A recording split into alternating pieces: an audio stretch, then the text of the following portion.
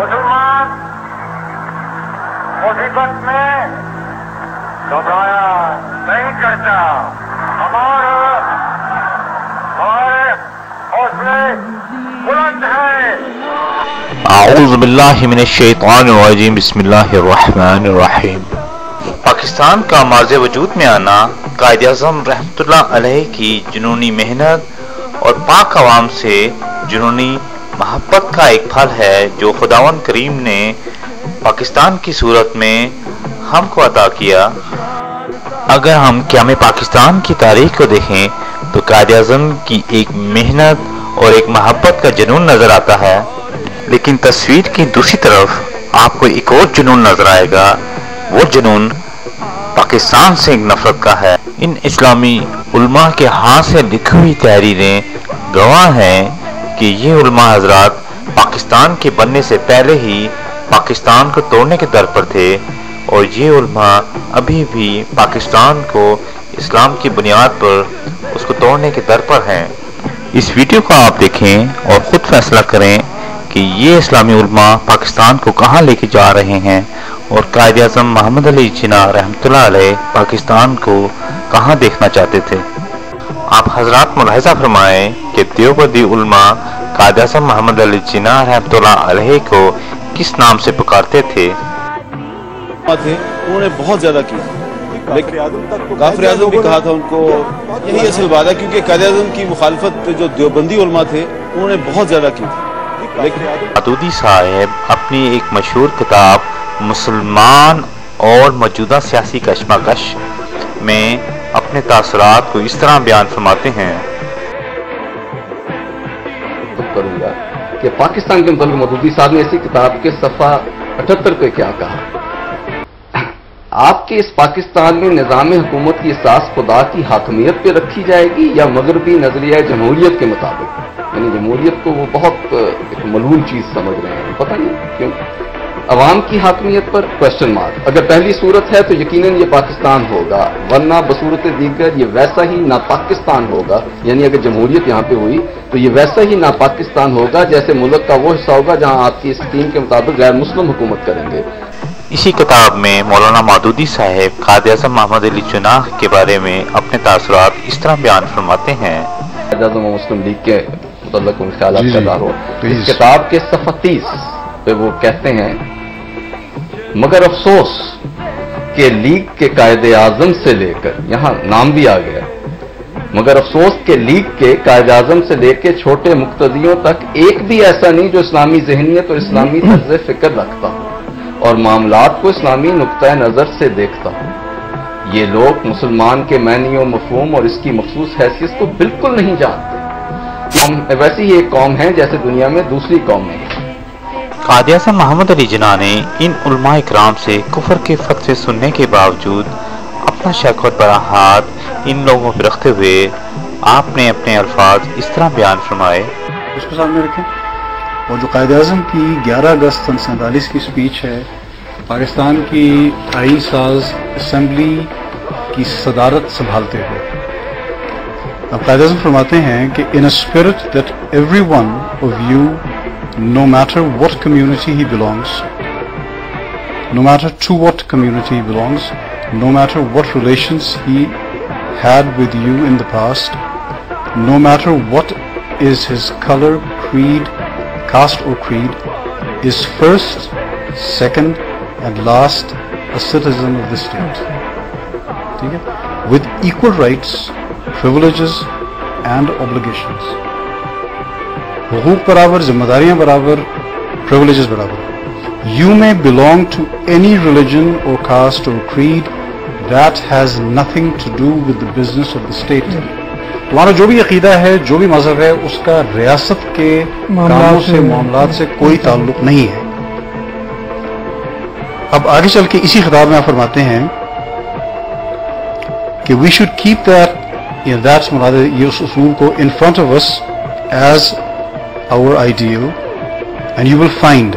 اگر ہم اس اصول کو اختیار کریں گے تو آپ یہ دیکھیں گے that in due course of time Hindus would cease to be Hindus, ہندو نہیں رہیں گے، and Muslims would cease to be Muslims, اور مسلمان نہیں رہیں گے.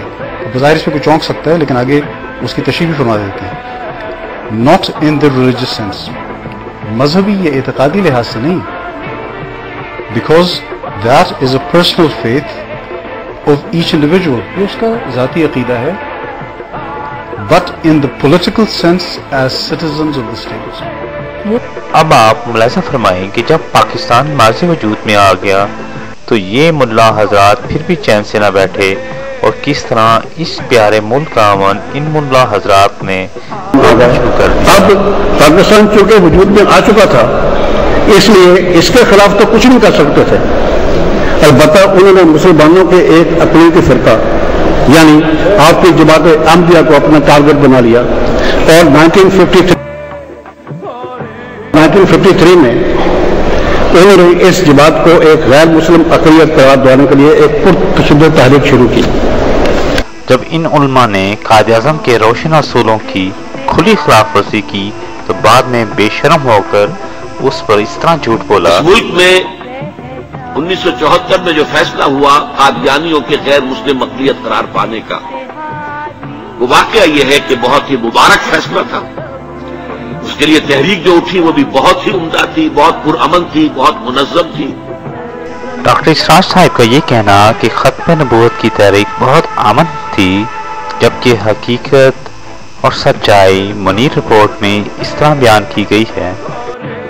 ہم نے دیکھا کہ کس طرح 1953 کے اینٹی قادیانی فسادات میں کئی احمدی مارے گئے، ان کے گھر جلائے گئے، ان کے بچوں کو زندہ آگ میں پھینکا گیا. یہ ملا کس قدر جہل تھے اس کا ثبوت ہمیں جسٹس منیر اور جسٹس ایم آر کینی پر مشتمل کمیشن کی اس رپورٹ سے مل جاتا ہے. کیا قائد اعظم محمد علی جناح پاکستان میں ایسا مولویوں کا نظام عدل چاہتے تھے؟ میں نے کہا تھا نا، جیسے کہ میں نے مسٹر کول سے کہا تھا، non Muslims will be protected minority,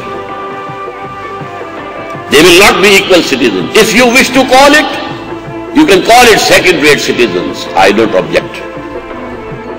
Highest levels of policy making, whether in civil area or military domain, اس پر کوئی غیر مسلم نہیں جائے. یا الگ صاحب کے زمانے میں ہوا تھا، پتہ نہیں عمل صحیح ہوتا تھا کہ نہیں، کہ فوج میں ایک خاص عہدے تک جا سکتا تھا قادیانی، اس سے اوپر نہیں. لیکن قائد اعظم محمد علی جناح وہ تو پاکستان میں اس قسم کا نظام عدل چاہتے تھے. ایک بات جو واضح ہے کہ قائد اعظم تھیوکریسی اور ملیت کو سخت ناپسند کرتے تھے اور ایک ایسے اجتماعی جمہوری اور فلاحی معاشرے کی تشکیل چاہتے تھے جس میں رنگ، نسل، قومیت یا مذہب کی بنیادوں پر کسی کے خلاف کسی بھی قسم کا کوئی تعصب نہ ہو. انہی اصولوں کو مد نظر رکھتے ہوئے 10 اگست 1947 کو جب انہیں پاکستان کی آئین ساز اسمبلی کا صدر چنا گیا تو اس اجلاس کی صدارت انہوں نے ایک اچھوت ممبر اسمبلی جوگیندر ناتھ منڈت سے کروائی. صدیوں سے ایک بڑا دماغ نہیں پیدا کیا، اس ملک میں ایک بڑا آدمی پیدا ہوا ہے. میں انٹلیکچولی بات کر رہا ہوں. یہ ملک ہے سب کا ہے. جناح صاحب کے سٹیٹمنٹس ریکارڈ پہ ہیں کہ ہندو اپنی جگہ، فلاں اپنی جگہ، اس کو آپ جو بھی لیبل لگائیں، ڈاکٹر عبدالسلام اس کو انہوں نے ٹھڈے مار کے اس ملک سے باہر نکال دیا. صدیوں سے ایک بڑا آدمی آپ نے پیدا نہیں کیا. قائد اعظم محمد علی جناح پاکستان کو دنیا کی ترقی یافتہ قوموں میں سے ایک قوم دیکھنا چاہتے تھے، مگر صد ہی افسوس کی بات ہے آج کے علماء نے پاکستان کو کن مسائل میں پھنسا کے رکھ دیا. اگر کسی شخص کی داڑھی نہیں ہے تو اس وہ سزا کے لیے جو ہے مطلب اس کو سزا آرام سے دی جا سکتی ہے. یہ داڑھی ہے اور یہ سنت موقعہ سب کے نزدیک ہے، بلکہ بعض علماء جو ہے اسے واجب کہتے ہیں. اس میں حرج کیا ہے؟ داڑھی بولی جا سکتی تو رکھی بھی نہیں جا سکتی. اور داڑھی رکھنے کا دراز نہیں ہے کہ یہ جرم بن جائے گا نہ رکھنا. اگر اس مارے گی اگر یہ پارلیمنٹ فیصلہ کرتی تو ہو جائے گا. ڈاکٹر اسراج صاحب کے مطابق داڑھی کا نہ ہونا ایک جرم ہے، تو پاکستان کے دو بڑے محسن علامہ اقبال اور قائد اعظم محمد علی جناح رحمۃ اللہ دونوں کی داڑھی نہیں تھی. پاکستان میں آج کل جو اسلام کے نام پر ہو رہا ہے، ایسا پاکستان قائد اعظم تو ہرگز دیکھنا نہیں چاہتے تھے. قائد اعظم تو تمام فرقوں، تمام مذاہب کے لوگوں کو ایک محبت بھرے جھنڈے کے نیچے ایمان، اتحاد، تنظیم کی صورت میں دیکھنا چاہتے تھے. اگر ہم نے پاکستان کو بچانا ہے تو ہمیں قائد اعظم والے پاکستان کو اپنانا ہوگا، نہ کہ ملا کے پاکستان کو۔ میں آخر میں یہی کہوں گا، پاکستان زندہ باد، قائد اعظم زندہ باد۔